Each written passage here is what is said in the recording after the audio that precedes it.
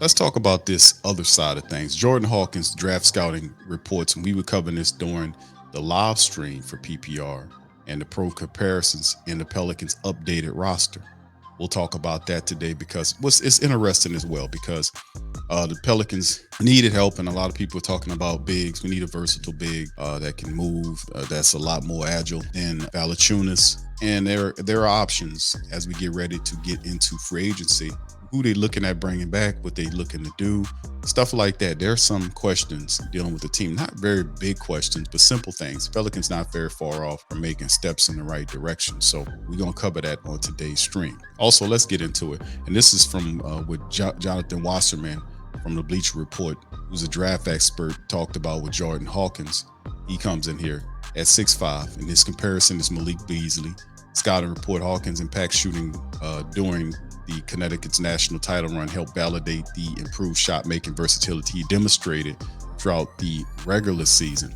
Right, the active Pelicans roster. If you take a look at it right now, this is what it looks like. Jordan Hawkins, he has that rookie scale deal. CJ McCollum at almost 36 million for the upcoming for up tied up into 26. Ingram sitting at just under 4 million at to 26. Zion Williamson's popping up there to 28 at 33 and a half. Valachunas is 15.4 to 2024. Larry Nance 10.4 to 25. Dyson Daniels is under 6 million to 26. KLJ is 5.7 to 24. Garrett Temple is here for one more year as well. And you're looking at his 5.4 to 24. Trey Murphy 3.4 to 25. Billy Hernan Gomez is a team option for the Pelicans, 2.6. Najee Marshall 1.9 is also a team option for 24. Herb Jones 1.8 is also a team option for 2024. EJ Liddell is on a two-way contract, to 24.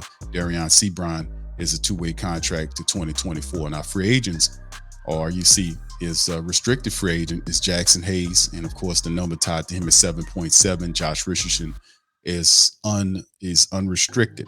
Now, Hawkins spent 2 seasons with UConn helping the team capture a title last year. 21-year-old averaged over 16 points a game, just under 4 rebounds, 1.3 on assists in 37 games while shooting just under 41% from the floor, just under 39% from deep, and was named the 22-23 first team All Big East and 23 NCAA All Tournament team. So a lot of good accolades by Hawkins, who offers plenty of ways to score and create plays and high level energy, help him to get the rack with ease, while his own ball creation could use some work. There's a little doubt he'll be able to develop that skill at the next level, given his ability to create and make shots. Hawkins should earn a valuable rotational role off the bench for the Pelicans as a rookie in 23-24 if he develops some other aspects of his game. He could be in for some more player time than expected. Other aspect of his game is he'll have to play defense to make it on the court. Now, the guy can shoot. We've seen the footage in that he's a natural shooter, and the Pelicans definitely needed more shooting than Trey Murphy. But having another sharpshooter on the team and Coach Willie getting them ready to play defense will be big for the Pelicans. So I can't wait to see what that will look like for the Pelicans moving ahead. It's going to be really fun to see that happening, man, right? Let's see if I can get a little bit in there. This is a projected lineup given to us by Hoops Hype. As shows the Pelicans right here: CJ McCollum and Herb Jones, Brandon Ingram, Zion Williamson, Valachunas as it stands right now until some additions or changes perhaps make. This will be our 5 going into the season, perhaps. And of course, the backups: Jose Alvarado, Jordan Hawkins, Dyson Daniels. They foresee him at 3, with Trey Murphy at the 4, Larry Nance at the 5. Now, that's not a bad 10. Then behind those guys, then you have questions: KLJ, Garrett Temple, Najee Marshall's there, EJ Liddell, and then Billy Hernan Gomez, who said that he'd rather go. Darion Sebron is also on the squad as well. So we'll see how all this changes. We get into free agency coming up soon, but this is the projected map of what are the roster or depth chart. A lot of people seeing it. So Willie Green has some talent to work with. We have another sharpshooter on the team that goes along with Trey Murphy. and that'll be pretty cool. So Jordan will have to learn how to play some defense, and his defense is not all that bad. But Willie Green seems like he'll be a guy to kind of help him. Let's hear from Jordan Hawkins. This is what he did right after the draft. This is his thoughts on being drafted by the team. Here we go. Perfect. We'll get here. Christian Clark, you want to lead us off, please? Hey, Jordan, how you? All right. Thanks, Jordan. I appreciate your time. We're getting excited to get you down to New Orleans soon. All right, that's Mr. Jordan Hawkins, man, and I'm looking forward to the young brother coming down and joining the squad, man. And listen, like I said, this is going to be fun this year to see how this all comes together. And we talked a lot about it on the live draft stream. Shout out to all the family members that participated and listened, and those who were also on the panel. A lot of interesting discussions. What's intriguing about the Pelicans team is they're not far off if you think about it. I think a lot of the issues that occurred with the Pelicans dealing with the injury situation has to be fixed from the team at the top, and the Pelicans do have an opening there.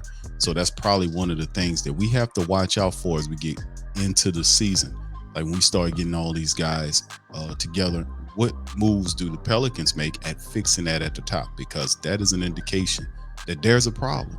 It's different if no moves were made and they feel confident with the staff, but with you demoting the guy or whatever, that provides me with an idea. It's like, okay, they see there's a problem somewhere in there because we see injuries throughout the team, and teams will deal with injuries, but the fact that they take extra long to get back to the court is problematic. It impacted the team's success greatly last year. We missed, had BI's time frame been cut down in half, we'd have won a lot of games and not been in the play-in, but actually in the playoffs could have looked a lot different.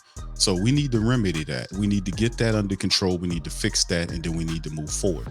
Now, if you look at the collection of talent that the Pelicans currently have, they have some talent there. The problem is, I ain't gonna say a problem, but there could be some improvement. Like Bears, you see, their five here has CJ McCollum at the point guard position. Pelicans really don't have a true point guard. CJ McCollum more of an off guard guy, and you can tell when he comes down and starts hoisting up shots without the offense getting set up. He just comes down and just hoists up a shot, and Willie needs to start checking him on that too. Let guys get prepared and do something. It's different if you feeling it, like if you hit 2 or 3 shots in a row and you feeling hot and you go down there and you knock down a 3. But it's different when your shot's not falling, and then you come down and hoist up a 3-pointer and nobody's around to even get up under the basket to rebound for a potential stick back. That's problematic, man. So we have to remedy a lot of the situations. Willie needs to improve as a head coach. Love Willie Green, but he damn sure needs to improve as a head coach coming into the season.